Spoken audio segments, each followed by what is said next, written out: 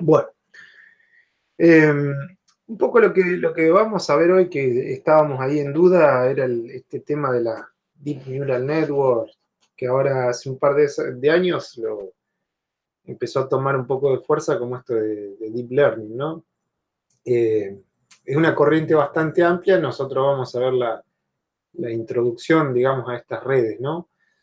Entonces, un poco lo que nosotros vimos son las redes más clásicas, ¿no? Las tipo LPP, las ARBF, las de Hopfield. Bueno, tener todos esos conocimientos va a ser mucho más llevadera hasta entender esto, porque es una reorganización de cosas con algunas cositas nuevas. Entonces, estas redes neuronales profundas, ¿qué son?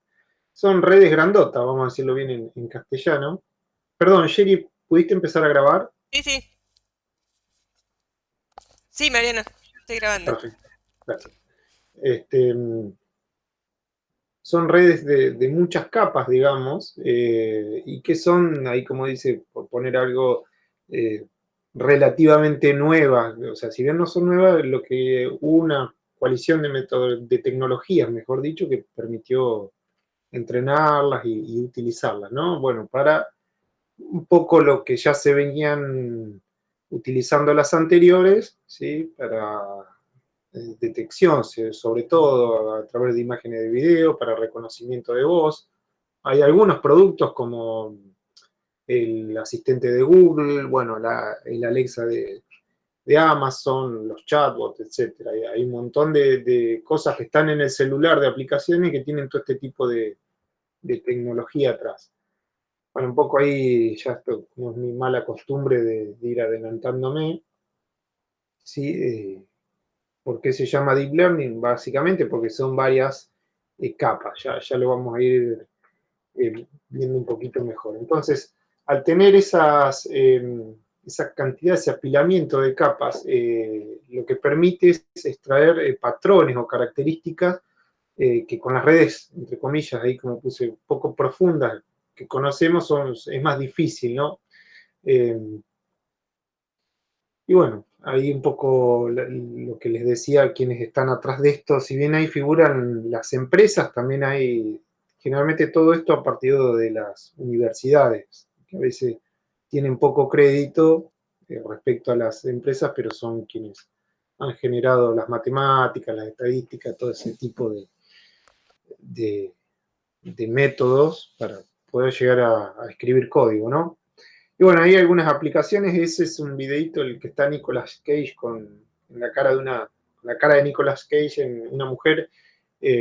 No puse el link del video, pero está muy bueno porque es gracioso, pero se entrenó una red de este tipo y lo que va haciendo va copiando los gestos, los movimientos de la boca, los ojos que hace la mujer con la cara de Nicolas Cage. Realmente es bastante impactante ver ese tipo de cosas. Bueno, ahí le puse un poco más extendido para que se pueda usar, ¿no? El, el- el alcance que tiene.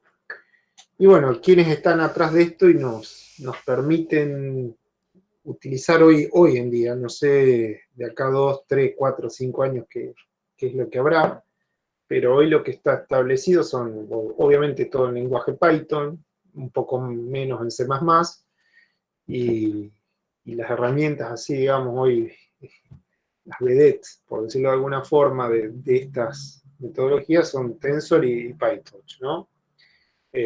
Ambas son librerías integradas de Python, ¿sí? Y lo que permite es el trabajo justamente con procesamiento en paralelo, ¿no? A nivel hardware. Y bueno, quien se metió acá en esto fue NVIDIA, que empezó a desarrollar las primeras placas para estas cosas. También Google tiene un proyecto que es ahí TPU, que es Tensor Processor Unit, es para justamente, porque hay algunas, esto se los cuento para cuando por ahí lo lean por ahí, hay algunas redes que inclusive han querido usarlas en GPU, pero andan mejor en CPU. Entonces por ahí no está bien la explicación, claro, porque la GPU es para procesamientos de imágenes y la usaron para este procesamiento en paralelo. Entonces después directamente en Google hicieron borrón y cuenta nueva y están desarrollando estas TPU, que son exclusivamente para procesar tensores. Le contaba a Gerardo que hace unos días vi una noticia que salieron las TensorBook, que son como unas notebooks justamente para esta programación en paralelo, ¿no? Bien exclusivas para procesar tensores, ¿no? Pero bueno, un poco la motivación de esto, ¿de dónde viene? Que a mí uno dice, bueno, hicimos todo esto, también tenemos todos estos problemas, pero en el ámbito de la inteligencia artificial, siempre lo que se ha hablado desde algunos enfoques, que la principal traba que tiene es la percepción, ¿no? La percepción del mundo siempre es limitada. Uno cuando quiere hacer un algoritmo inteligente, tener un mundo con 2 o 3 variables, o 4, o 10 si se quiere, realmente para describir el mundo realmente es bastante poca información. Imagínense que por ejemplo, llevado al campo de la robótica, que también es donde se utiliza mucho esto, la mayor cantidad de decisiones motoras que nosotros tomamos son en base a la percepción visual, a lo que vemos. Entonces, querer hacer un robot para navegar inteligentemente en un ambiente con obstáculos, con cosas que se mueven, era bastante complicado y no es casual que justamente ahora estén todos estos, empiecen a aparecer con más fuerza el proyecto del auto autónomo, bueno, vehículos autónomos en general, ¿no? Que ya están tomando casi un estado comercial, ¿no? Pero entonces cuando hablamos de percepción, ¿sí? ¿Qué significa? Nos preguntamos qué es lo que vemos.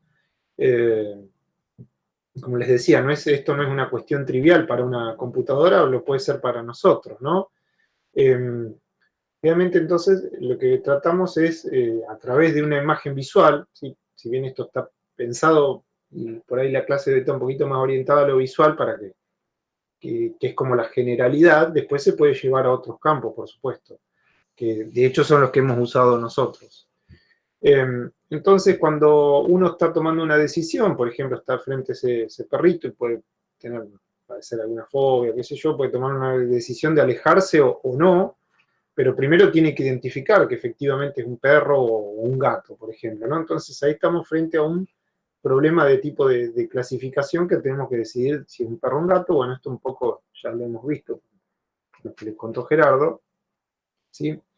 Entonces, lo podemos expresar de esa manera diciendo, bueno, la probabilidad que esa imagen sea un perro es 1 y que sea un gato es 0, ¿no? Eso es lo que lo pensaríamos. Ahora bien, la imagen de la izquierda es lo que nosotros vemos, pero realmente lo que ve la computadora es lo de la derecha, ¿no? Una matriz grandota, ¿sí? Con muchos numeritos, que ya vamos a ver qué son, que son esos canales de imágenes, ¿no? Ahora tomemos ese mismo ejemplo, ¿no? Esa imagen, ¿sí? Ahí puse un ejemplito. Supongamos que es de RGB, entonces van a ser 3 canales apilados, el rojo, el azul y el verde, y que tiene 1000 por 1000 píxeles. Como es un canal de color, va a tener 1000 por 1000 por 3. Entonces ahí, como puse en ese ejemplito, no sé si hace falta que ponga el puntero, pero se ve, vamos a tener 3 millones de capas de neuronas en la entrada, ¿no? 3 millones de entradas. Entonces, imagínense que si tomamos una red neuronal de solo una capa, ahí puse 1000 neuronas, que es bastante chico, contra una entrada de 3 millones, realmente es bastante chico. Para entrenar esa red y decidir si esa imagen es un perro o un gato, ahí nomás vamos a tener 10 a la 9 pesos. Con lo cual es una red bastante grande, bastante complicada para entrenarla, ¿no? Imagínense eso si computacionalmente con una imagen de 4K, lo que sería. Obviamente que es prohibitivo desde lo computacional. Entonces, bueno, un poco lo que se plantea es tratar de volver a los orígenes y buscar una solución en el mundo biológico, ¿no? Bueno, la primera pregunta es cómo vemos. Obviamente es con con los ojos, wow, fue muy perspicaz la respuesta que dimos. Entonces empezó a estudiar la visión, ¿sí? Y lo que se inspiró esto es en el experimento de Hubel y Wiesel, no sé bien, ahora se les voy a mostrar un video en YouTube, ¿sí? Que empezaron a estudiar todo el corte visual de un gato, ¿no? A ver cómo es lo que respondía, ¿no? Entonces descubren ahí, esto se los cuento, título informativo, ¿no? Que el ojo está formando por distintas regiones que están solapadas, y son neuronas, que es como ese grafiquito que está ahí ahí le dejé la fuente por si quieren ver un poco más de la biología, ¿no? De cómo está formado el ojo, y que van procesando la imagen, digamos, en manera paralela.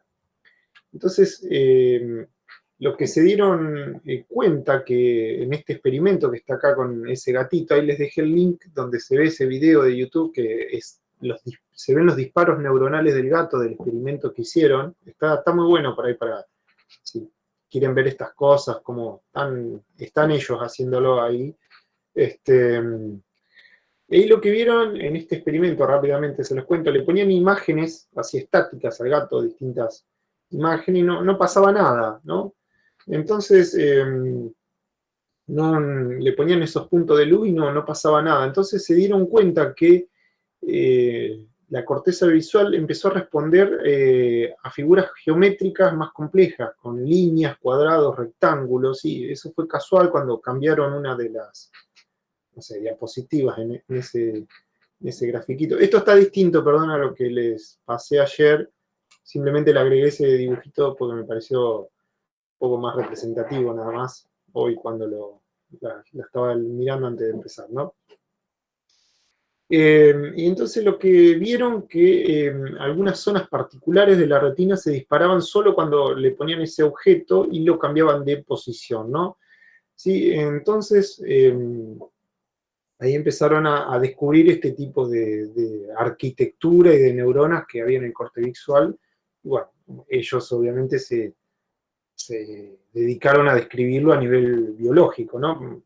¿Sí? Entonces, cuando apareció esta rama, esta gente que por ahí estudia más eh, cómo llevar esto a la computadora, en definitiva, plantearon estas redes convolucionales, que es un tipo de red neuronal artificial, ¿no? ¿Sí? Que lo que hace que procesa, perdón, me voy a tomar un mate porque ya se me está secando el micrófono,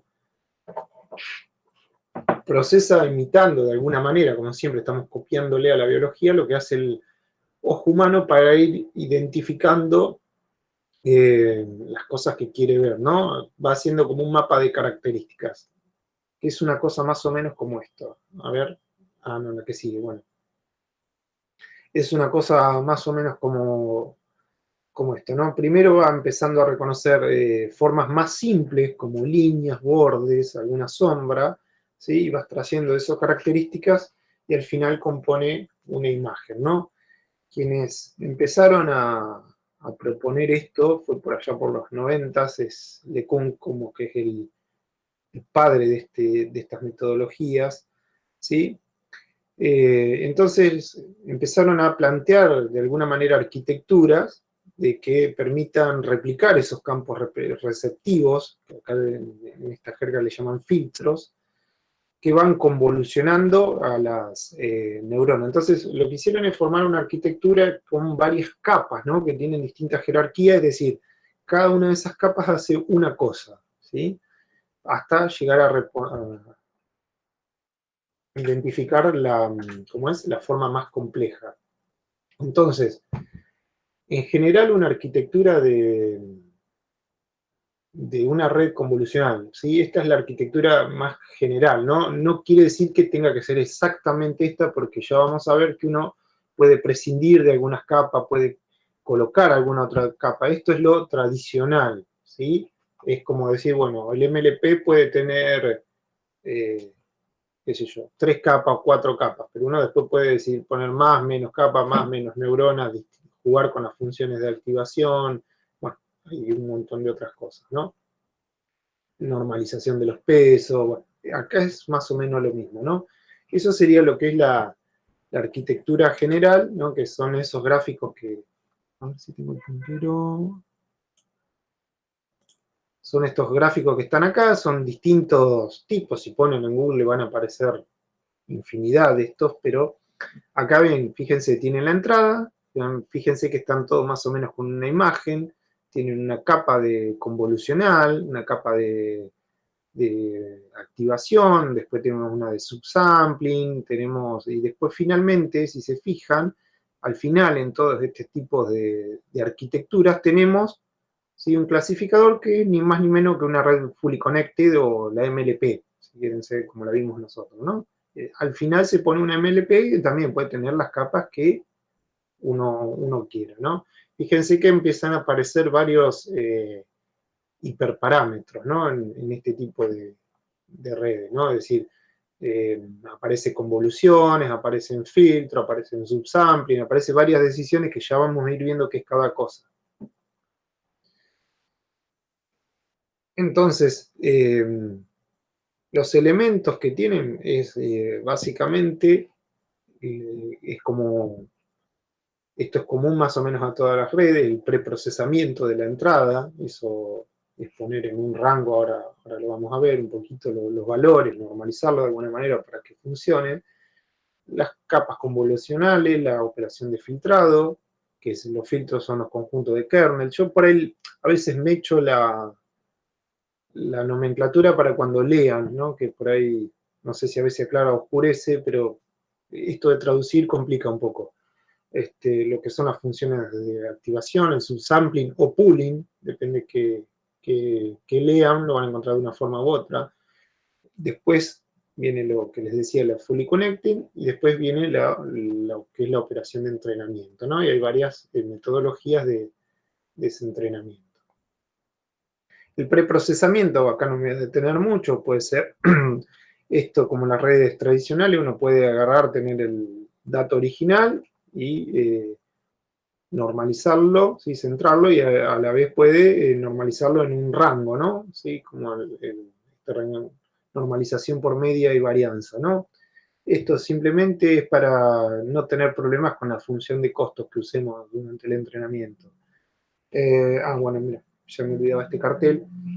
Obviamente que si uno hace una cosa de esta normalización, lo tiene que hacer tanto durante el training y también para el testeo, ¿no? Porque si no, algo que lo entrenamos con manzana, después vamos a estar poniendo peras, no va a funcionar. Entonces, bueno, un poco lo que este preprocesamiento en una imagen, por ejemplo, es tomar valores entre 0 y 1. Lo que se busca en una imagen, como tenemos de 0 a 255, lo que podemos hacer es dividirlo por 255 directamente y ya nos aseguremos, ¿sí? Acá hay un ejemplito de ese carácter, ese símbolo, me parece una letra A, ¿sí?, normalizado, ¿sí? Bueno, en estos son 6 por 6, una matriz de píxeles de 6 por 6 va a tener ese aspecto, ¿sí? Eso simplemente es para que la cosa funcione. En una imagen de color, lo que vamos a tener una situación como esta, donde vamos a tener 3 matrices normalizadas de la misma manera, ¿no? Eso es común también a todas las redes. Ahí están los canales, bueno, un poquito del ejemplo completo. Bueno, hasta ahí pasamos lo que es la primer parte, lo que es la normalización. Ahora viene lo que es, ¿se acuerdan en esa arquitectura que empezamos con la primera capa, ¿sí?, la primera operación, que es la convolución, ¿sí? Y aquí es donde empieza la parte, digamos, diferente, si se quiere, a lo que son las redes tradicionales, ¿sí? Entonces, ¿qué es esto de la convolución? ¿Sí? Que obviamente siempre tengan presente que esto, estas operaciones que están acá, están copiadas, digamos, o son un modelito de cómo se cree, que quisiera decirlo mejor, que funciona la parte esa del ojo biológico, ¿no? Entonces lo que tomamos es, tenemos la imagen de entrada, ¿sí?, que es una matriz. Vamos a tomar este ejemplito. Y tenemos acá lo que aparece un término nuevo que es una matriz pequeña también por ahora, es otra matriz que la vamos a llamar kernel. ¿Sí? Normalmente el kernel es de menor dimensión que la entrada, ¿no? Entonces, ¿cómo opera la función de convolución? ¿Sí? Ah, bueno, acá otro cartelito que me olvidaba. Si la imagen fuese a color, que tuviera las otras dos matrices que faltan aquí, el kernel serían tres kernels, ¿no? Después lo que se hace es la misma operación y se suma, ¿no? Este kernel es una de los valores que tiene acá, estos valores que están acá, son los que vamos a entrenar y vamos a tratar de aprender, ¿sí? Pero por ahora vamos a olvidarnos de la fase de entrenamiento, ¿sí? Porque es igual a, a como lo hacíamos anteriormente, ¿sí? Por ahora nos olvidamos de eso y vamos a ver cómo funciona la operación. Entonces lo que hace acá el kernel este es ir justamente recorriendo esa matriz, ¿no? Bueno, acá es el ejemplo de un solo kernel. Cuando tenemos, acá me había olvidado, perdón, cuando tenemos varios kernels, como les dije anteriormente, porque tienen imágenes a color y porque uno puede usar varias matrices de estas para convolucionar, se llaman filtros, ¿sí? Pero ya lo vamos a ver, se los puse acá para que cuando lleguen a algún libro o algún paper que lean o lo que sea, un blog de internet, sepan de que ese conjunto de kernel se llama filtro. Ah, después lo vamos a ver bien.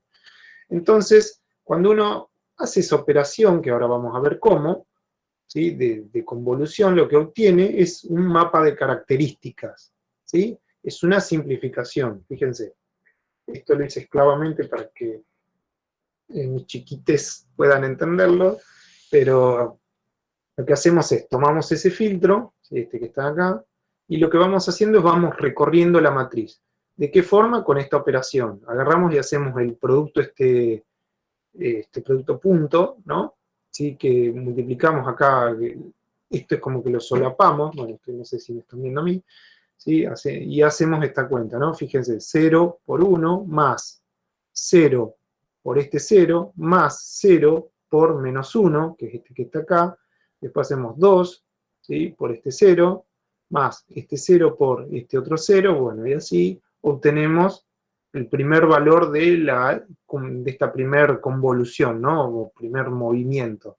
Y lo que vamos generando es otra matriz. Entonces lo que tenemos que hacer ahora es mover, como dice ahí abajo, ese kernel. Ese paso con que movemos el kernel se llama stride. ¿Sí? Entonces lo que vamos a obtener, ahora lo movimos uno hacia la derecha, ¿lo ven? Vean la diferencia acá. Movemos ese rojo hacia la derecha, hacemos la misma operación, ¿sí? Y obtenemos este valor. Bueno, acá generalmente acá puse que stride de 1 es lo más usado, ¿sí? Y fíjense lo que va sucediendo. Esto está hecho todo a manopla, así que si hay algún número mal, puede ser que le haya dado en alguna cuenta. ¿Sí? Entonces ahí lo que vamos haciendo, vamos desplazando ese kernel, recorriendo toda la entrada y lo que vamos a ir teniendo ahí ya es una imagen filtrada, ¿sí? Por decirlo de alguna manera. Bueno, acá puse que obviamente, ya se van dando cuenta, que la salida que obtenemos tiene una dimensión diferente a la entrada, ¿no? Y bueno, acá hay una formulita para obtenerlo, ¿no? Bueno, lo que les decía, cuando tenemos esos kernels, si acá tuviéramos varios kernels, tuviéramos otra matriz como esta roja acá, se hace la misma operación, el mismo recorrido y se suman los valores, ¿no? Para cada canal de entrada. Después creo que hay un ejemplito más adelante, ¿sí? Entonces, si me olvidé algo. No. Entonces, esto en reconocimiento de imagen, como decían, a estos filtros le llaman kernel. Bueno, ahí hay varias cosas. Y acá les dejé un link, que si quieren lo vemos rápidamente para que vean qué es lo que pasa.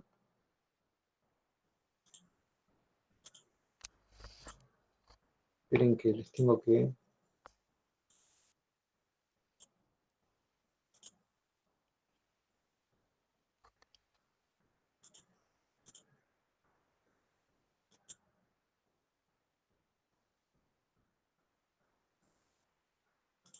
Ahí están viendo Uno que dice Magic. Sí, se ve. Sí, se ve bárbaro. Fíjense, bueno, acá está el link puesto, esto es lo que le decía, esta es la matriz de entrada, con valores, acá no están normalizados, me parece. Y fíjense que lo que hace ese kernel es ese famoso filtro, ¿no? Entonces lo que hace es cambia el valor de esa matriz y uno puede elegir el efecto, ¿sí? Que va teniendo. Acá aparece, ¿no? ¿Lo ven? Cómo va cambiando la imagen. ¿Sí? ¿Se ve? El filo, todo esto, lo que hubo alguien que para estos efectos sintonizó de alguna manera estos valores, eligió los valores apropiados de kernel, ¿no? Y acá lo que le decía, cuando uno pasa, lo que estamos haciendo es este filtrado, ¿no? Fíjense que acá están, estos son los valores. ¿Ven el cursor?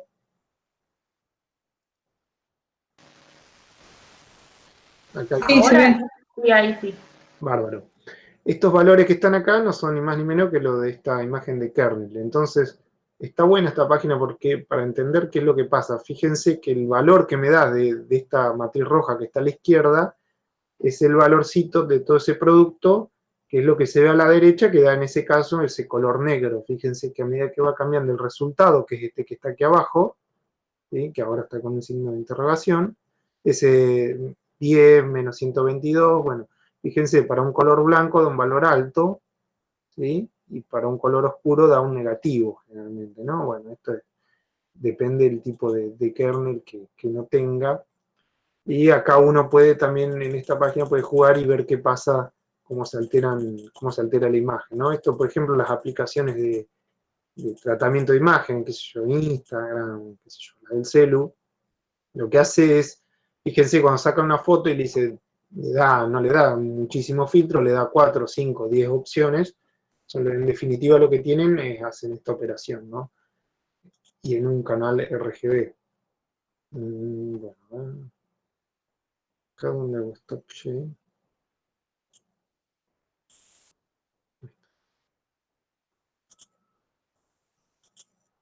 ¿Cómo vienen? ¿Muy cansado? Bien, bien. Bien, bien. ¿Seguimos? Vamos.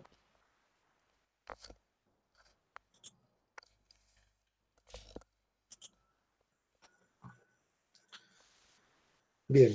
Entonces, hay algunas cosas que lo que pasa es si uno sigue convolucionando hacia adelante, lo que obtuvo lo vuelve a convolucionar y lo vuelve a convolucionar y lo vuelve a convolucionar, ¿qué pasa? Se va reduciendo mucho la imagen a la salida, digamos, el tamaño de las features, y lo que estoy haciendo, de alguna manera, estoy perdiendo información, ¿no? Entonces, ¿por qué? Porque las esquinas, ¿sí? Los bordes, mejor dicho, se utilizan, sí, las esquinas, los vértices, una sola vez, y los bordes también se utilizan bastante menos. Entonces, lo que hay otra operación que aparece, que es en esa lista que estaba arriba, que se llama padding, ¿no? Lo que se hace en el padding directamente se agrega, ¿sí? Por encima,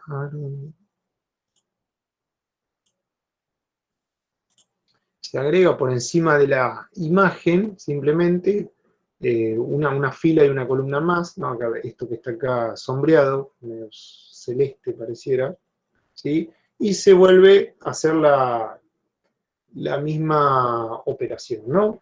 Se vuelve a pasar esa matriz como decía, ¿sí? Es la misma operación, acá no lo hice todo de vuelta, porque estaba cansado, y hay distintos tipos de padding, ¿no?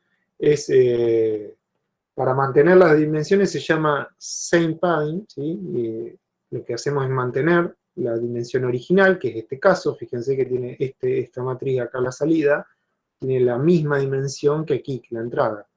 ¿Sí? Y bueno, el procedimiento de convolución y filtrado es exactamente el mismo, ¿no?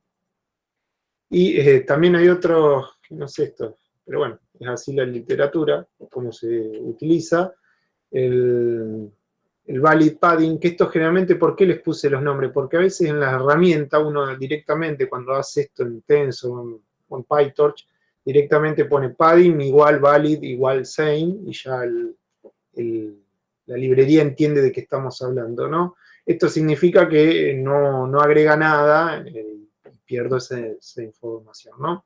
Y bueno, luego de eso la operación de convolución es lo mismo, ¿no? Bueno, ahí es algo que le había dicho, el stride es el paso con que movemos el filtro, usualmente es 1. Bueno, y ahí están algunos datos, ¿no? Obviamente si uno tiene un stride más grande que uno, como lo va a mover con un paso mayor a 1, va a obtener una imagen a la salida más pequeña, ¿no? Bien, una vez que hicimos eso, que obtuvimos esta matriz, con o sin padding, lo que se hace es se aplica de la misma manera que en el caso de las redes tradicionales, la función de activación, ¿no? Las más usadas en este tipo yo me atrevería a decir la mayoría, ¿no? De redes, y esto fue bastante empírico ver que funciona. A nosotros nos dio más resultados esta Liquid Relu en algunos casos. Son las ReLU, ahora vamos a ver, que son las Rectifier Linear Unit, y que directamente tienen son muy sencillas, ¿sí? Una ventaja que tiene este tipo de funciones es el gradiente. No es muy sencillo calcular el gradiente de esto porque va a ser siempre para los positivos, va a ser 1. Entonces, fíjense que acá lo que hacemos es, tenemos la imagen original, usamos este filtro, obtuvimos esto y después aplicamos la función de activación, en este caso la ReLU, que tiene esta forma, y lo que obtenemos es otra salida. Obviamente no hay una alteración de la dimensión acá, que es otra matriz, que bueno, va a ser los valores, esto va a depender de la función que yo acá de activación que esté utilizando, ¿sí? Bueno, hasta ahí no tiene mayor complejidad porque es lo mismo.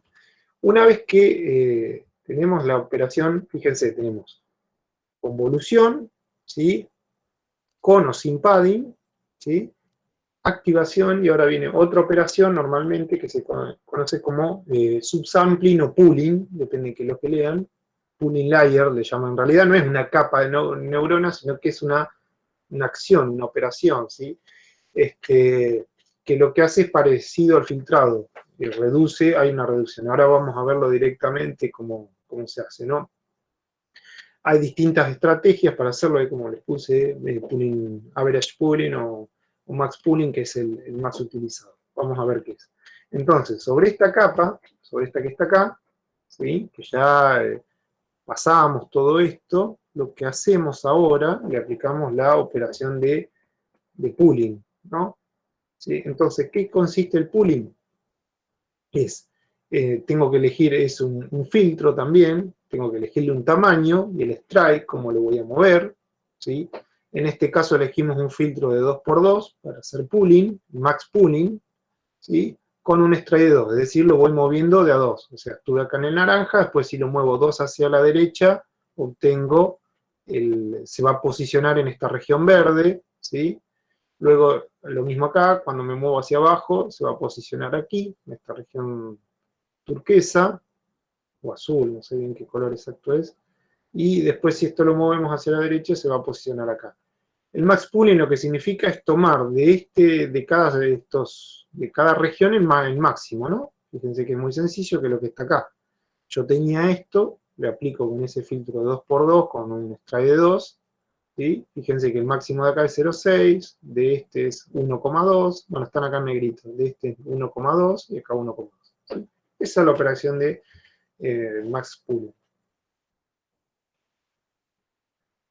Entonces, todas esas operaciones que vimos hasta acá, que les estuve contando, es como un primer gran bloque, digamos, de lo que es estas famosas redes deep learning. Entonces, con una convolución, con una sola convolución, lo que podemos hacer generalmente es detectar algunas, y es lo que le pasaba al gatito, algunas características primitivas, líneas, curvas. Bueno, acá hay distintos ejemplos, no recuerdo ni de dónde salió, ¿sí?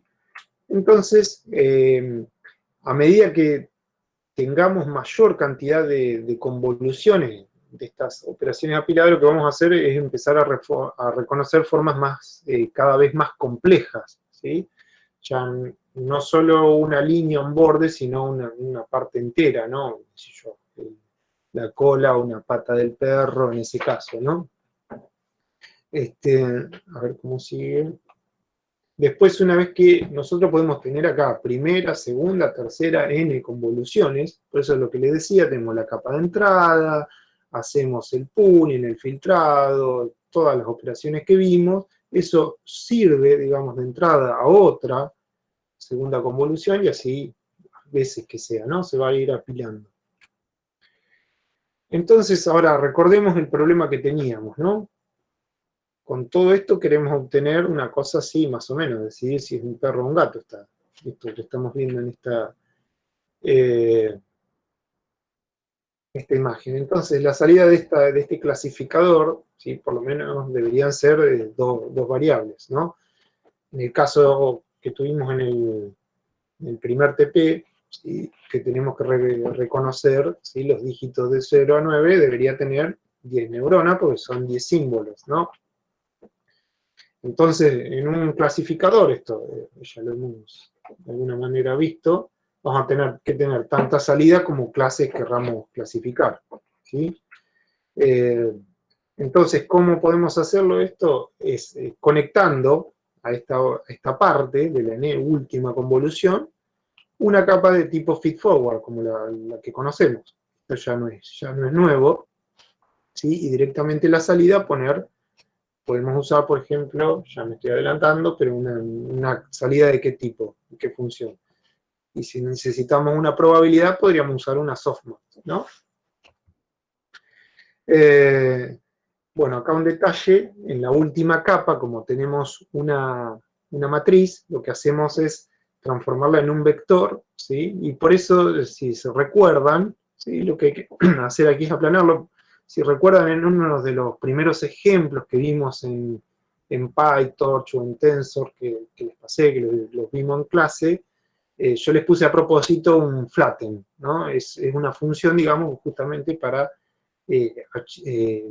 aplastar esta matriz. Acá depende de la tecnología ya que usen. Por ejemplo, PyTorch es mucho menos sensible a estas cosas, ¿no? Porque directamente no es necesario, o sea, si uno le pasa la entrada aquí con el comando flatten o no, lo entiende igual, ¿sí? Está hecho más robusto en ese sentido. Como contra, con PyTorch es que perdemos un poco el control de las cosas. Bueno, eso.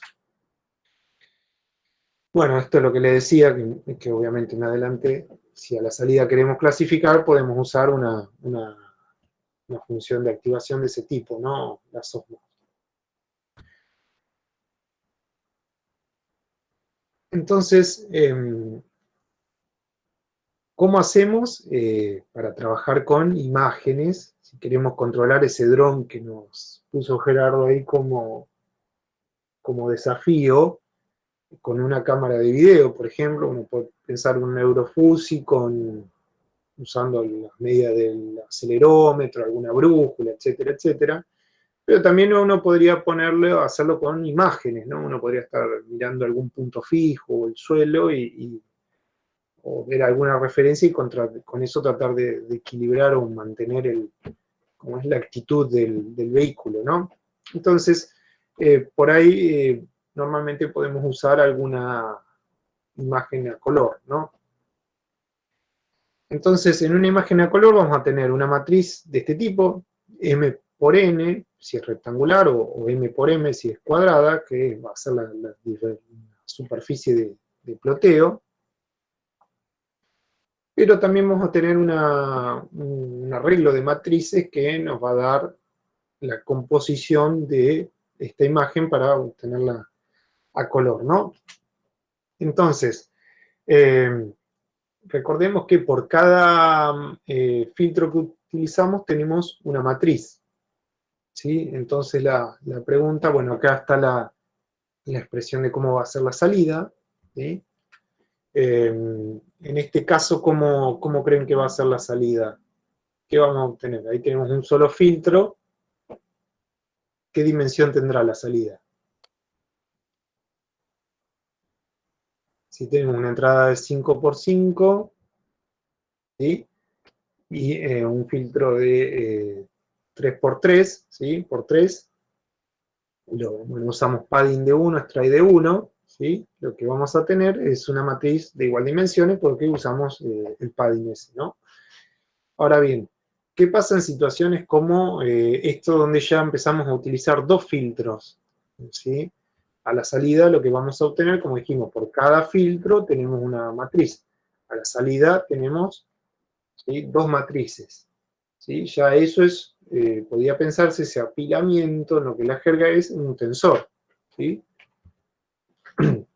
Y bueno, por eso aparece la idea de estos filtros con volumen. En este caso, ¿qué vamos a tener? A la salida, si usamos 32 filtros, lo que vamos a tener son 32 matrices, ¿no? Fíjense que en este tipo de redes, si recuerdan al inicio de la presentación, cuando quisimos plantear el problema de clasificar esa imagen del perrito, que dijimos era de 1000 por 1000 píxeles, en color por 3, que teníamos 10 a la 9 con esa estructura, con solo 1000 neuronas en la capa oculta y una sola capa oculta, tuvimos 10 a la 9 pesos para entrenar. Lo que dijimos es casi prohibitivo, ¿no? Entonces, si utilizamos un filtro, bueno, ahí como se plantea en este ejemplo, fíjense que en una red de este tipo, en lugar de tener 10 a la 9 parámetros, tenemos solo 864 parámetros en la red neuronal, lo cual ya permite pensar que computacionalmente puede tener alguna chance de resolverse, ¿no? Entonces lo que se logra acá es, no importa tanto el tamaño de la imagen, porque en definitiva para la misma red vamos a tener el mismo conjunto de parámetros, y bueno, esto es bastante empírico, estas redes son bastante buenas contra el overfitting, ¿no? Hasta ahora lo que vimos es toda la propagación hacia adelante, no dijimos nada de cómo es el entrenamiento en sí mismo. El proceso es similar a las redes tradicionales, se utiliza el backpropagation, ¿sí? Y lo que debemos hacer en estos casos es ajustar los pesos, digamos, los valores de esos kernels, los filtros, ¿no? Obviamente que esto representa una ventaja, porque los filtros son mucho más chicos que la cantidad de pesos, ¿no? Bueno, y ahora viene la parte de aprendizaje, ¿sí? Bueno, que no sé si va a ser mucho bollo y la dejamos acá o quieren que las cuente y es más contarlo, no me voy a meter tanto con los detalles finos, que hacemos un mate y revivimos un poco las neuronas. No sé qué les parece. ¿Te dormiste, Doc? Que te veo. Por ahí está bueno, sí, hacemos una pausa, renovamos el mate y venimos a ver el tema del aprendizaje. Bueno, Derivu en 15. No, con Fíjense 5 ya que estamos. ahí les pasé por el chat el ejemplito. ¿Cómo? Viste que yo les había pasado cuando hicimos las MBL un ejemplito donde se veía la red para Sí, identificar dígitos. sí. Bueno, les pasé el mismo, hecho con convolucional, donde se ve también los filtros, lo que van mostrando. Está bueno para ver esas cosas. Ah, bueno, ahora lo Dejas el vemos. numerito y te va mostrando las capas, lo que van identificando cada una. Se ve la reducción de tamaño, todo. Claro, está bárbaro esto. Bueno, ahora lo vemos. Bueno, va a jugar. ¿Con qué jugás acá? ¿Qué le podés cambiar, Brian?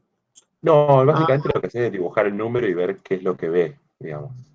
Qué es lo que va haciendo cada uno de los filtros y vas a ir identificando cómo va funcionando. No es muy claro con los dígitos, pero bueno, por ejemplo, puedes ver que si dibujas los dígitos al costado, antes en el anterior que no andaba, ahora te lo identifica perfecto.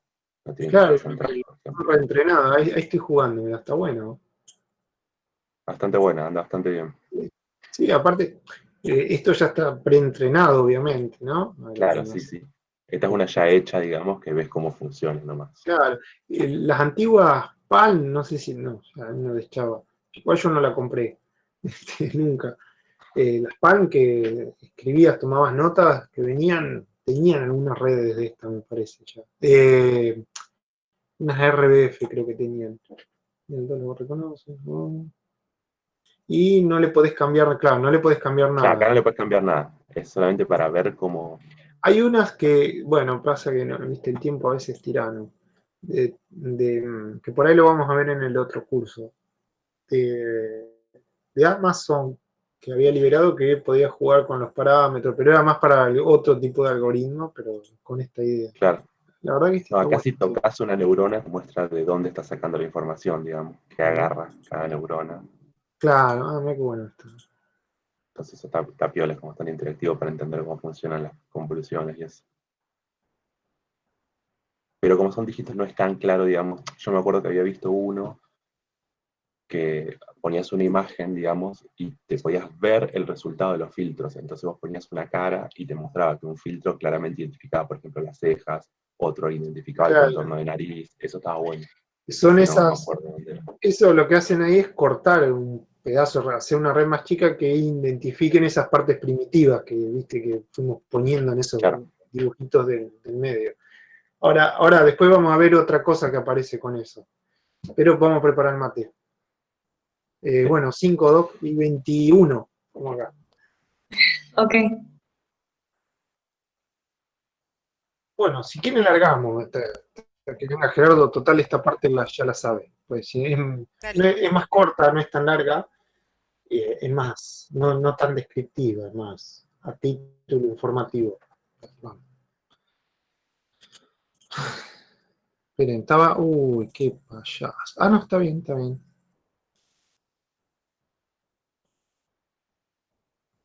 Justo me llegó el jefe. ¿Listo? ¿Estamos todos? Ya largábamos, mira. Le estaba diciendo que no me apuraste, mira. Es el rol del profesor, ¿viste? Tenés que apretar para sacar algo. Ahí se ve, porque yo no me veo. Sí, se ve, se ve. Bárbaro. Bueno, aquí estamos ahora. ¿Qué estamos hablando? Ah, el entrenamiento, ¿no? Ahora lo que vamos a ver es un poco lo que tenemos que tratar de ponerle número a estas cosas. Tenemos por un lado dos conjuntos grandes de cosas, vamos a llamarlo así, en principio, que podemos ponerle como nombre, por ponerle un nombre apellido, yo le puse hiperparámetros que son similar a lo que tenemos en cualquier otra red. El número de capas convolucionales, el tamaño y número de los filtros, las funciones de activación, el strike que vamos a usar, si vamos a hacer o no padding, el tema de pooling, si uno hace average pooling, max pooling o alguna otra variante, la topología de salida, etcétera, etcétera. O sea, ahí fíjense que estos hiperparámetros los decide quién, el diseñador. Son bastante empíricos, como dice ahí, porque cuando uno agarra, les va a pasar, sobre todo cuando empezamos a trabajar con estas cosas, era una pregunta que nos hacíamos, decía, no, porque uso un filtro de tanto por tanto por tanto, 700 por 32. Eran como números bastante caprichosos y nunca había una evidencia de por qué era así. Y bueno, la respuesta es porque anda. O sea, llegamos a esa conclusión es porque muchos trabajos decían, no, yo tomé la red de fulanito, hice esto, pero le cambié tal otra cosa. Bueno, un poco esto para que lo tengan en cuenta, el porqué de eso todavía es una cosa medio gris, es bastante empírica, prueba y error. Entonces lo que nosotros vamos a tratar de, una vez que definimos la arquitectura o la topología de la red, vamos a tratar de aprender el valor de los kernel, los pesos de la capa feedforward del último tramo, Y para eso vamos a utilizar los algoritmos ya bastante viejos conocidos, ¿no? Entonces, en el aprendizaje tenemos tres elementos importantes, ¿no? Lo que es el algoritmo, la función de costo que queremos y el optimizador, ¿no? Es decir, el algoritmo de aprendizaje, la función de costo y qué optimizador vamos a utilizar. Ahí les puse que está bueno, porque uno cuando entra a esto está bueno, a veces a mí me gusta, hay gente que por ahí no, entender un poco los fundamentos teóricos y matemáticos de dónde sale, porque por ahí si uno quiere no solo trabajar con la aplicación, sino proponer alguna variante para encontrar mejor resultado, o por ahí tienen algún problema en particular que atender con estos temas, está bueno ver de dónde sale y qué es lo que por ahí se podría modificar. Ahí le dejé un paper que está muy bueno de toda la matemática, la regla de la cadena, fundamenta de dónde que sale todo esto, ¿no? Obviamente el algoritmo que utilizamos es el backpropagation, ¿sí? Que ya lo conocen, es decir, bueno, definida una función de costo, la diferencia entre lo que veo y lo que predigo, lo retropropago, actualizo los gradientes, con eso los pesos, etcétera, etcétera, y voy mejorando, corriendo esos pesos hasta obtener lo que deseo, ¿no? Bueno, ahí está lo que les decía, es el paper que les mencionaba, que por ahí si quieren darle un vistazo, no es mandatorio, pero está bueno que esté por lo menos. Bueno, funciones de costo, esto un poco ya lo hemos visto. ¿Qué tipo de problemas podemos atacar? Si bien todo el ejemplo anterior mostramos un ejemplo de clasificación, ¿sí? De una imagen tagueada con una etiqueta, también obviamente se puede utilizar para predicción, cambiando que la función de activación a la salida y punto, ¿no? En vez de usar una distribución de probabilidad como esta, la softmax, puede usar una línea y una red de luz, tangente hiperbólica, la que quiera, ¿no? Entonces, para definir una función de costos, y para la génesis de esto, tenemos que diseñar, ¿sí? Esa función de costo de tal manera que nos guíe a que el sistema se comporte como nosotros queremos, ¿no? Entonces, podemos pensar en una distancia, ¿sí? Depende, es decir, una distancia de qué tan cerca esté la predicción de lo que yo realmente tengo, ¿no? ¿Sí? Y miden cuánto es justamente esa función de distancia que está, a ver si ve el puntero. Esta función de distancia, lo único que me va a decir, por ahora una función genérica, es la diferencia entre el target y el objetivo, ¿no? Esto un poco lo puse para refrescar nada más, pues ya lo vimos. Imagínense que en un problema de clasificación uno tiene clases semánticas, donde habla, por ejemplo, acá puse cada clase representa una cosa, puede ser una persona, un auto, un animal, ¿sí? Pero cada uno lo puede etiquetar con esos símbolos, que es un número entero, pero no tienen un significado, ¿no? Entonces, una posible solución es justamente usar distribuciones de probabilidad y, como le puse acá, directamente tomar ejemplos y esto armarlo como distribuciones de probabilidad en los targets, ¿no? Pues si personas ocupa el primer lugar, lo podemos representar así, el auto, ¿sí? Con la probabilidad de 1 aquí en el segundo elemento, y si es un animal, ¿sí? En el último elemento, ¿no? Entonces, en un problema de clasificación, ¿sí? Nos conviene usar, de alguna manera, funciones de costo que permitan comparar distribuciones de probabilidad, ¿no? Ahora bien, si lo que estamos frente a un problema más de regresión, ¿sí? Como es el segundo punto, ya ahí podemos usar otro tipo de métrica, ¿no? Entonces, depende del tipo de problema y el tipo de función de costo. ¿Y por qué hice un poquito de hincapié acá? porque las herramientas como Tensor y Python, nombro estas porque son las que conozco básicamente, y las más utilizadas, ya tienen todo este tipo de cosas implementadas, y para que también a ustedes que vaya quedando, a medida que bajen un código, lo empiecen a leer, vayan entendiendo de qué está hablando, ¿no? En un problema de clasificación, por ahí las más comunes, muchas más, ¿sí? La entropía cruzada, la Gini function y la divergencia de Kullback-Leibel. Y para regresión se utiliza, bueno, el error medio absoluto, el error cuadrático y la función de Euler, ¿no? Obviamente hay variantes de cada caso. Y bueno, esto un poco empezamos con la entropía cruzada.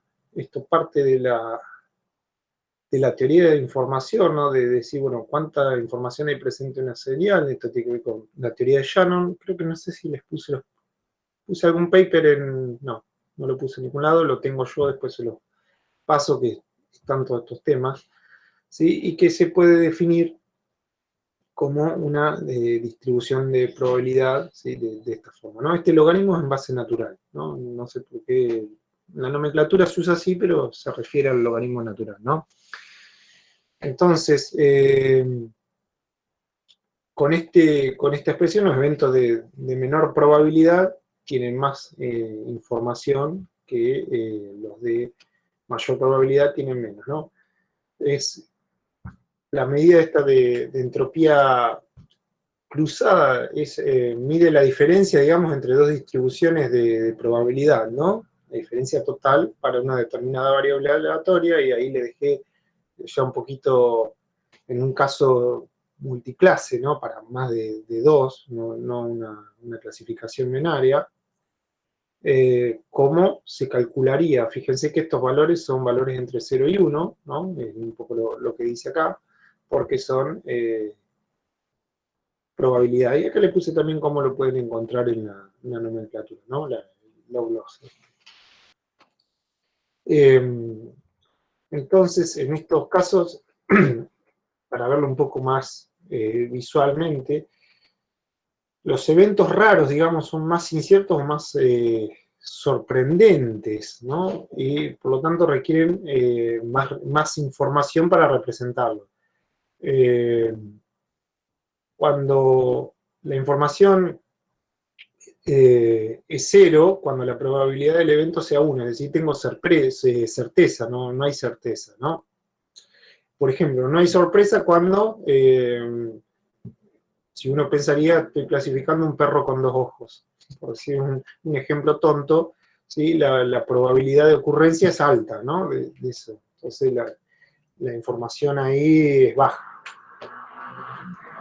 Otra variante que han propuesto utilizar, que no se utiliza tanto, es esta función de Hing. Lo que tiene característica de convexidad, que eso va a ayudar a la optimización, pero el problema que tiene es que no es diferenciable. Entonces, en este tipo de técnica no se utiliza tanto, sino más en la máquina de soporte vectorial, pero bueno, se puede utilizar. En algún caso lo pueden llegar a encontrar. Una variante es usar, en lugar de usar la entropía cruzada, ¿sí? Puedo calcular la entropía relativa entre dos distribuciones. Para eso se puede usar la distancia de Kullback-Leibel, ¿sí? Bueno, ahí fíjense que esto se difiere, que uno es relativo, el otro es absoluto, ¿no? Y ahí está un poco la expresión. Directamente esto ya... lamentablemente para nuestra gimnasia mental ya está todo implementado, directamente uno dice qué función de costo va a utilizar y se terminó la historia. Pero, como les mostré, creo que en el ejemplo de PyTorch, uno puede también definir una función de costo, ¿sí? Propia, y utilizarla, ¿no? Lo bueno que tienen estos software es que son abiertos. Además de permitir trabajar con determinadas funciones de costo definidas por el usuario, también permite retocar adentro el código propio, las tripas, vamos a hablarlo en castellano, de los algoritmos, ¿no? Hay que tener bastante coraje, ¿no? Entonces, bueno, la función de Coolbal Label directamente ahí se las dejo, y para que las vean.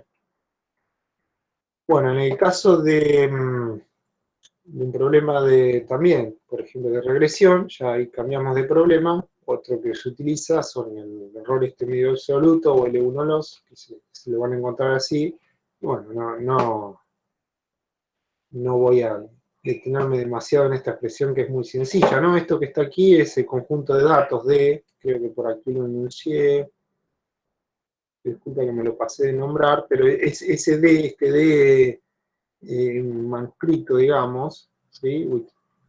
Se refiere al conjunto de datos, ¿no? Es las entradas, las salidas, que etiquetadas o no, si es un problema de regresión o clasificación, que pertenecen a ese conjunto.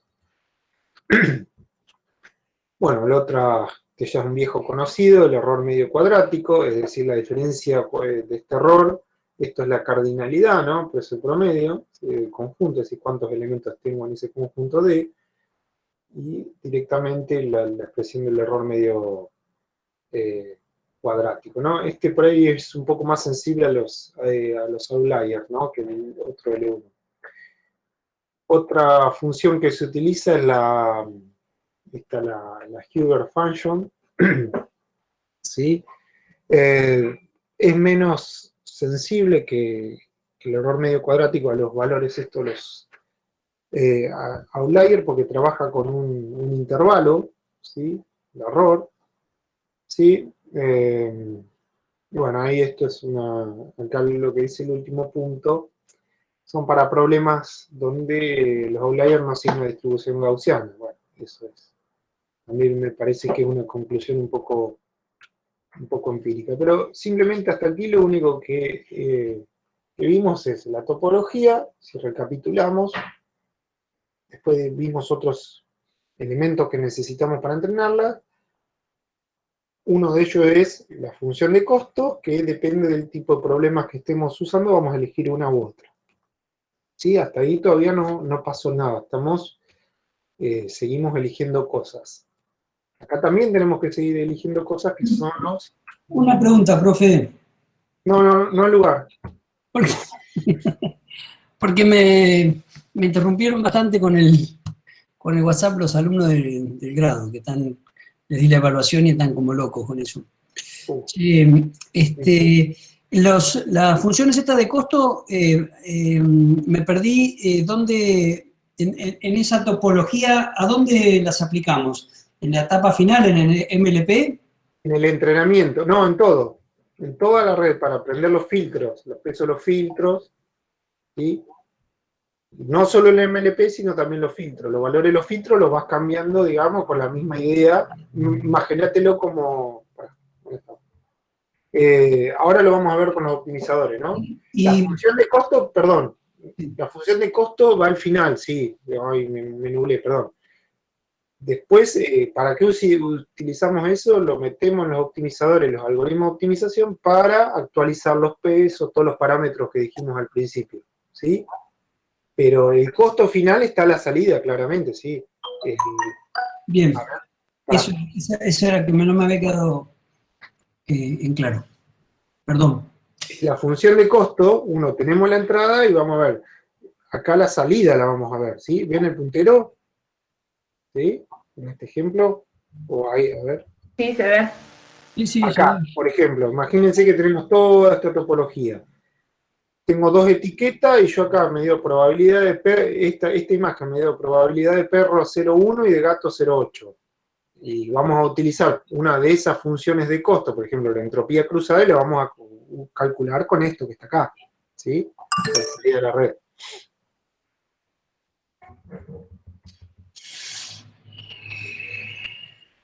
¿Sí? Entonces definimos los costos, dijimos que había distintos tipos de costos para distintos tipos de problemas. Ahora bien, una vez que aplicamos eso y calculamos ese valorcito, esa diferencia, una función que, valga la redundancia, que depende de la diferencia entre lo que veo y de lo que digo y lo que realmente es, lo vamos a usar en un optimizador, ¿no? Justamente lo que hace un optimizador es vincular esa función de costo-pérdida, ¿sí? para actualizar los parámetros del modelo, ¿no? Entonces, lo que me va diciendo esa función, esos optimizadores, ¿sí? En base a la función de costo-pérdida, es decir, cómo me tengo que ir moviendo, ¿no? Como dice ahí, es una guía del terreno y me va diciendo en qué dirección me voy moviendo. Esto es lo mismo que habíamos visto anteriormente, es la función de error. Imagínense que la montaña esa que está ahí, ese precipicio, la función de error que tenemos, y bueno, el optimizador nos dirá en qué dirección nos tenemos que mover, porque bueno, si nos movemos como dice acá a la izquierda, no nos va a ir muy bien, acá nos va a ir bien y acá más o menos, tenemos que tener algún cuidado ahí en la curva, ¿no? Esto hay también varias variantes, es un poco lo que habíamos visto con Gerardo, depende, no es tan sensible por ahí a la inicialización, porque tiene tantos parámetros, pero el punto de inicialización de cualquier algoritmo de optimización es un punto a analizar, ¿sí? Y y acá hago un paréntesis de por qué necesitamos un curso de optimización en el posgrado. Bueno, estaría bueno, porque bueno, acá los nombro, no me voy a meter en cada uno de ellos. Cada uno de estos son estudios de gente de matemática, sobre todo la gente de matemática que estudia la convergencia, la velocidad, la complejidad, etcétera, etcétera, para el desarrollo de estos algoritmos, ¿no? Nosotros los utilizamos. Los más comunes son estos de gradiente, de los métodos newtonianos, los de los gradientes conjugados, bueno, de uso de jacobianos. ¿Sí? Y bueno, obviamente, si a mayor velocidad de convergencia, ¿sí? Tiene un mayor costo computacional, ¿sí? Más o menos lo que se ve aquí, ¿no?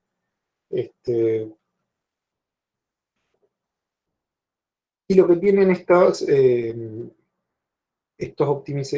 las herramientas, yo acá no me voy a detener en cada uno de estos porque cada uno de estos, chicos, en serio, es un tema grueso en sí mismo. Esto, por ejemplo, yo los que más conozco son esto, el ADAM, el que he utilizado, el RMS Pro, este es el mismo que este, lo repetí. Bueno, el gradiente, del descenso del gradiente con momento lo vimos con Gerardo, ¿sí? Este es uno nuevo, un nuevo que se está usando ahora, ¿sí? Esto le pega un cachetazo al gradiente. Nosotros hicimos una vez una variante, usar uno con gradientes invertidos, no sé cómo, pero funcionó. Bueno, uno puede jugar con estas cosas.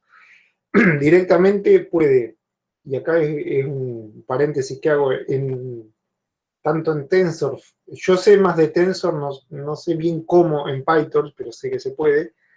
Uno puede ir a la librería, como es abierto y es open, se puede meter a donde está implementado cada uno de estos algoritmos, ver cómo está implementado y implementar alguna variante. Qué sé yo. Yo lo trabajaría en un entorno virtual para no romperlo, pero se puede hacer. Bueno, lo que hace un algoritmo de optimización básicamente es partir de un punto y tratar de minimizar, por ejemplo, el error, ¿no? Que es lo que estamos tratando para ajustar, tener los mejores pesos, es decir, conseguir los mejores pesos que nos den el menor error de predicción en un caso de regresión o clasificación, ¿no? Bueno, un poco ahí la animación esta está buena que compara los distintos algoritmos, ¿no? Con qué velocidad convergen. Toma el mate.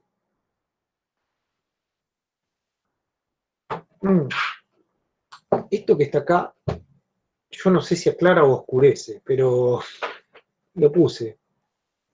Lo puse porque me pasó de leer a veces la literatura y es bastante tedioso cuando usan esos términos que están ahí marcados en negrita o cursiva, porque tienden a mezclarlo. Es una cosa que me genera a veces genera un poco de bronca, porque uno cuando está amasando estas ideas que nadie se las contó, que te empezás a topar con estas cosas, te empieza a generar una confusión infernal.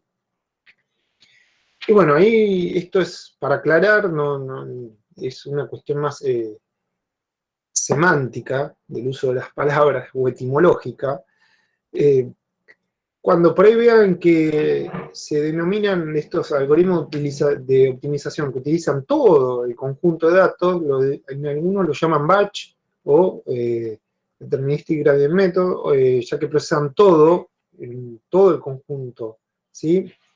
Bueno, un poco acá lo que le puse acá, porque algunos otros utilizan este término batch para referirse a lo que otros llaman mini batch, que en definitiva es otro tipo de algoritmo, ¿sí? Y lo que utilizan es un pedazo, ¿sí? Digamos, de toda la bola de datos que tienen, ¿no? Acá esto es lo que les dejé, unas notas que no me quiero detener en esto, se las dejo por si leen algo, ¿sí? Hay distintas estrategias de optimización que puede usar. Más allá, vamos a hablarlo un poco con un lenguaje más no me voy a meter tanto en esto porque por ahí confunde. Uno puede usar todo el conjunto de datos y optimizar, ¿sí? O usar un pedazo, ¿sí? También hay experience replay, ¿cómo es? Experience replay. Hay distintos mecanismos que utilizan los optimizadores. No, esto se lo dejo, cuando se topen, leanlo, depende de lo que lean, presten atención cómo están trabajando, ¿sí? Esto genera confusión, pero es una confusión cuando uno lee, después está claro cómo se hace. Entonces, acá también hay algunas técnicas de regularización que se llaman, ¿sí? Que lo que se desea es evitar el sobreajuste, y bueno, ahora vamos a ver algunas técnicas que hay, ¿no? Que es la aumentación de datos, el dropout, la parada temprana, L1, L2, ¿no? Bueno, lo que tienen estas redes de problemas en general es que necesitan muchos datos, muchísimos, millones, ¿sí? Entonces, ya hay en la comunidad, por ejemplo, todas estas aplicaciones, todo lo que se está generando, que era el ejemplo de a ver si puedo para el próximo viernes, presentarle de utilizar set de datos ya que ha etiquetado otro, ¿no? Porque es un esfuerzo grande, de hecho se venden los set de datos. Bueno, un poco la diferencia es que acá tenemos el dataset con lo que se hacía antiguamente, ¿sí? Es decir, bueno, el 98% de los datos los uso para entrenamiento, pues son data handling. El debugging utilizo otro 1% y el testeo un 1%, no preciso más que eso, ¿no? Bueno, y esto ya son ideas que un poco la hemos visto. Después otra técnica de esto para evitar problemas es de regularización, que se llaman, es el dropout. ¿Sí? Lo que hace el dropout, esto tiene un fundamento más bien biológico también, ¿sí? Es para, que le llaman pruning, me parece similar a lo que es el pruning en las redes neuronales, ¿sí? Lo que vas haciendo es con una probabilidad de ir cortando activaciones neuronales.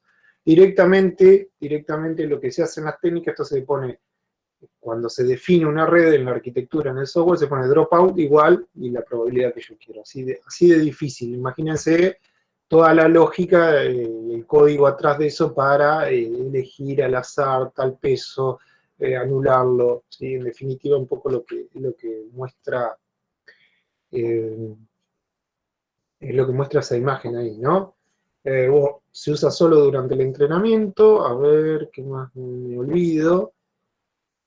Si bien aumentas el número de iteraciones para la convergencia, después el tiempo de entrenamiento es menor, claro, es menor porque tengo menos conexiones.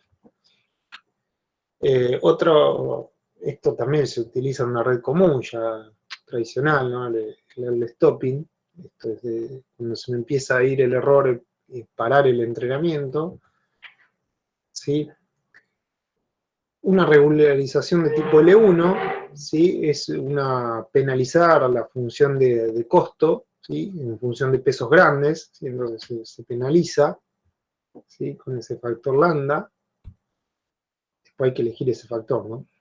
O hay una regularización de tipo L2, que también se conoce como Rider Regression, ¿sí? Acá se penaliza teniendo en cuenta el cuadrado de los pesos, ¿no? 5 minutos. Bueno, también algunas consideraciones en la inicialización, ¿sí?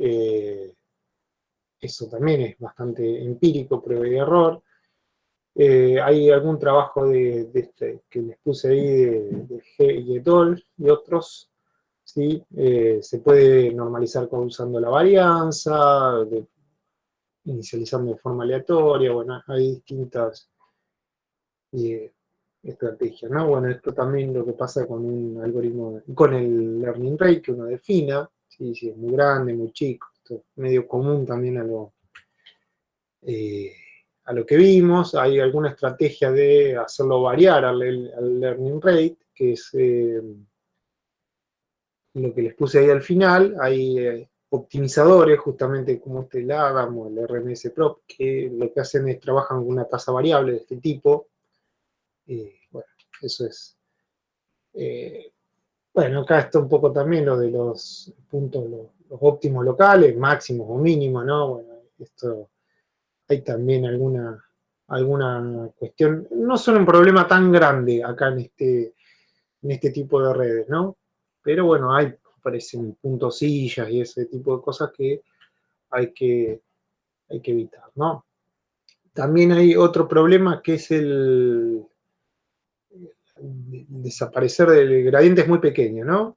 ¿Sí? Vanilla gradient, ese. Cuando las derivadas son muy chiquitas, ¿sí?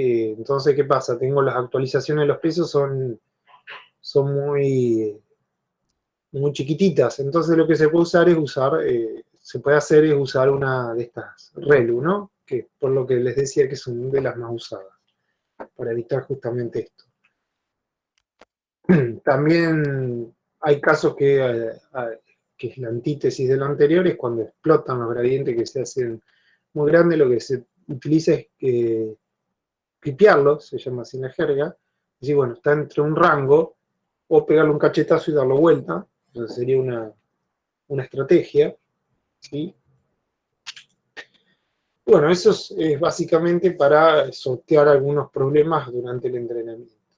Y después un concepto que se los cuento, no lo hemos usado nosotros, pero está bueno, no lo hemos usado por el tipo de problemas que encaramos, capaz que a futuro lo empezamos a usar con lo que ya hemos hecho, que es lo que es la idea de la transferencia de aprendizaje, ¿no? Esto está la verdad que esto está buenísimo, porque lo que se hace es, se parte de un modelo entrenado, ¿sí? Las primeras capas, como vimos, más a la izquierda, imagínenselo en ese gráfico, se congelan y son aquellas que nos sirven para encontrar características primitivas que son comunes a todos los objetos, digamos, un borde, una línea, ¿no? Y lo que hacemos es eliminamos la capa feed forward, el último pedazo ese lo sacamos, ¿sí? Y volvemos a entrenar eso. Entonces, fíjense que en la izquierda tenemos el enfoque tradicional, ¿no? Tenemos un conjunto de datos y entrenamos. Ahora imagínense que acá tenemos perros y gatos. Bueno, todo este conjunto de datos. Ahora tenemos perro, gato y zorro. Bueno, otra vez entrenar todo. Capaz estamos una semana en cada caso. Entonces, acá lo que se quiere hacer es decir, bueno, acá tengo perros y gatos, ¿sí? Saco un pedazo y acá tengo solo los zorros, ¿sí?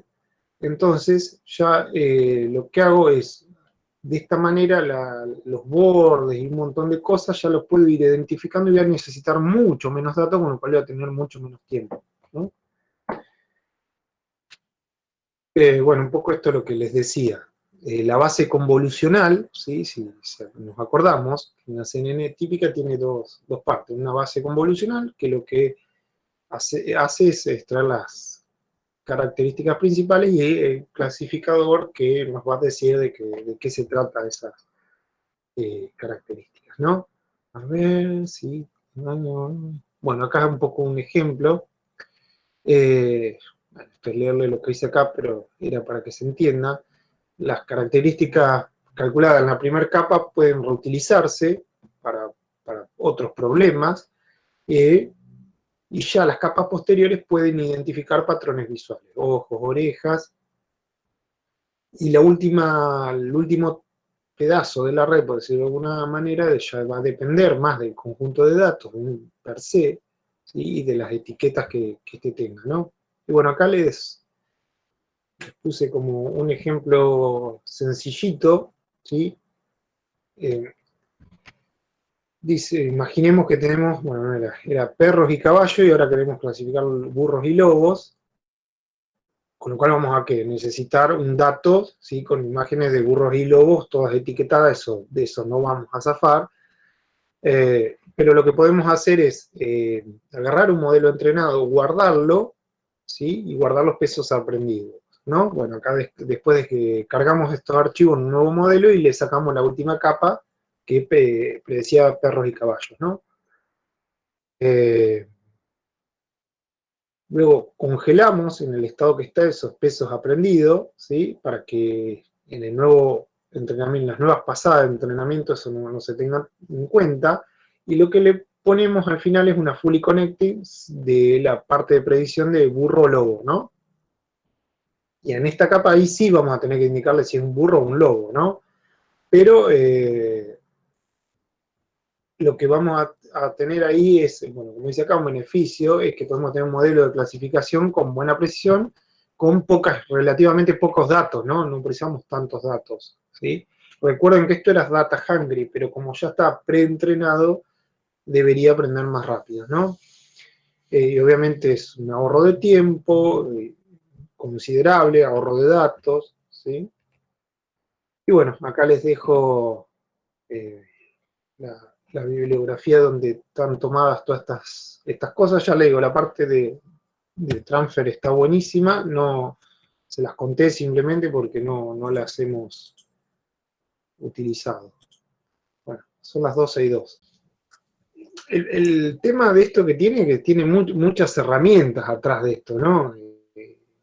Yo acá se los conté, la primera parte me detuve un poquito más porque era la parte más nueva, digamos, pero obviamente hay que meter manos para usar estas cosas. Un poco agregar esas reflexiones que hicimos con Nacho el último tiempo que estábamos trabajando con esto. Daría la impresión, ¿no? Por nuestra breve experiencia con esta tecnología, que, y esto que vimos ahora el último del Transfer Learning, un poco va en ese sentido, reafirma la idea de que al final lo que es clasificación lo seguimos haciendo con nuestro viejo conocido perceptrón multicapa. Y que lo que le agregamos adelante es una herramienta muy potente de extracción de características, que son todos estos filtros convolucionales que vamos a ir entrenando. Entonces, por eso, vos podés aprovechar esos filtros para aplicaciones en particular, esto que decías vos, ¿no? El ejemplito de tener, ya lo usaste para separar perros y caballos, y ahora lo que querés hacer es clasificar un poquito mejor, entonces usar los mismos filtros que tenés a la entrada y entrenás o volvés a entrenar para la aplicación en particular el clasificador que lo tenés implementado en el perceptrón multicapa, en la red feedforward de la salida, ¿no? Exactamente. Y también hay que no, bueno, dimos algo de redes recurrentes, están las LSTM, que tienen son redes recursivas. Yo eso no se los di porque si no se va a hacer infinito, es para un curso de Deep Learning, pero ya con esta noción pueden encararlo.